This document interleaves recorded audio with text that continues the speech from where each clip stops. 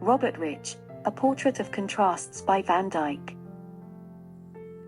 Robert Rich, the second Earl of Warwick, was a prominent figure in the 17th century England, who played a significant role in the colonization of America and the English Civil War.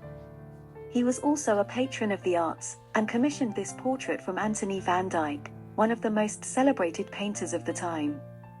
The painting, created around 1632–35, is currently on view at the Met Fifth Avenue in Gallery 618.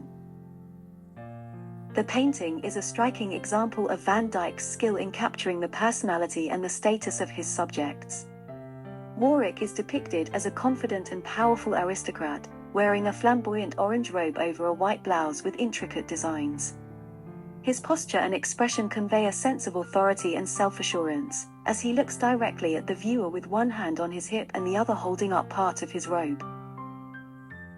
However, the painting also reveals another aspect of Warwick's identity, that of a Puritan sailor and a privateer. At his feet, there is a pile of discarded armor, which suggests that he has just returned from a military expedition.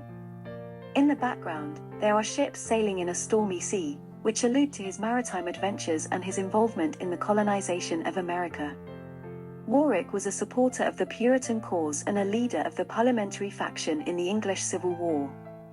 He also promoted the settlement of Connecticut, Massachusetts, and Rhode Island, and seized Spanish ships on behalf of the Duke of Savoy and Charles I of England. Among the privateer ships he sponsored was the White Lion, which brought the first enslaved Africans to the British colony of Virginia in 1619.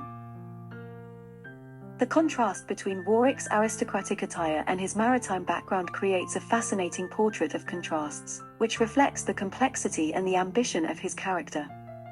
Warwick wanted to present himself as both a nobleman and a sailor, as both a loyalist and a rebel, as both a colonizer and a liberator.